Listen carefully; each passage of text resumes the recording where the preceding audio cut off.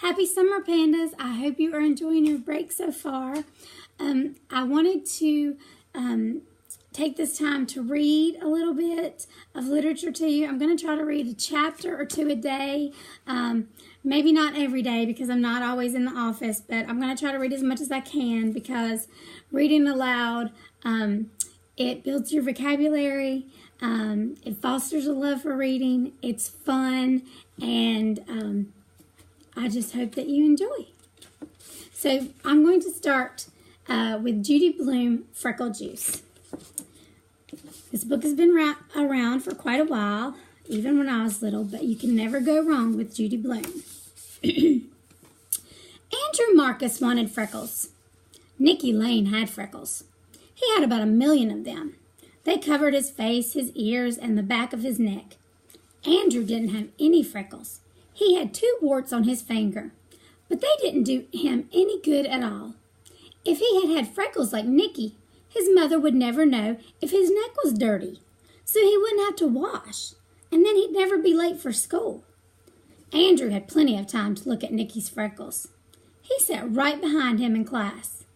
Once, he even tried to count them, but when he got to 86, Miss Kelly called, "Andrew, are you paying attention?"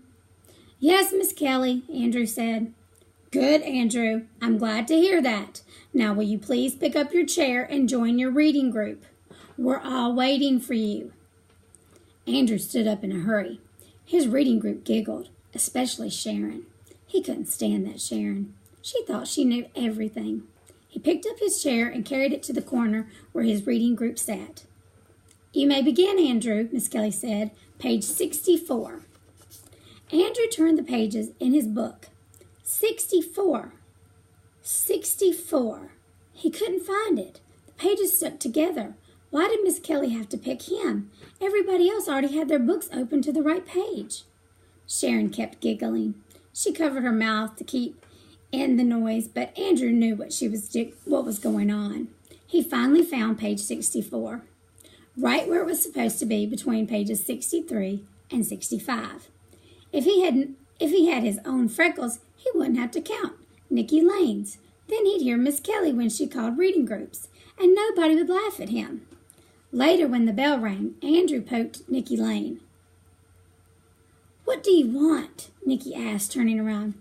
"I was wondering about your freckles," Andrew said. "Oh, yeah? What about them?" Andrew felt pretty stupid. "Well, how did you get them?" "What do you mean, how?" "You get born with them, that's how." Andrew thought that's what Nicky would say. Some help he was. "Line up, boys and girls," Miss Kelly said. "Time to go home now. Sharon may lead the girls. Andrew, you may lead the boys." Some luck. Just when he got to be leader, he had to stand next to Sharon. When they were in line, Sharon whispered to Andrew, "Psst, I know how to get them." "How to get what?" Andrew asked. "Freckles," Sharon said. "Who asked you?" "I heard you ask Nicky about his." Sharon ran her tongue along her teeth. She was always doing that. "Do you want to know how to get them?" Sharon asked. "Maybe," Andrew told her. "It'll cost you 50 cents. I have a secret recipe for freckle juice," Sharon whispered. "A secret recipe?" "Uh-huh." Sharon's tongue reminded Andrew of a frog catching flies. He wondered if Sharon ever got a mouthful of bugs the way she opened her mouth and wiggled her tongue around. Andrew inspected Sharon's face. "You don't even have freckles," he said. "Look close," Sharon said. "I've got 6 on my nose." "Big deal. A lot of good 6'll do."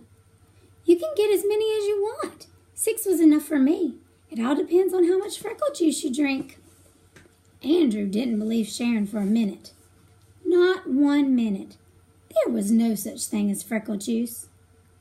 Andrew had never heard of it before. Okay, so that's chapter 1, and I will read chapter 2, hopefully to you tomorrow. Again, I hope you guys are doing well, having a great summer. And remember, reading is like watching a movie in your head. So I hope that you're taking the time to read some books this summer, because I have already read one and getting ready to start another one. But hopefully when I go on vacation, I'll be able to read some more.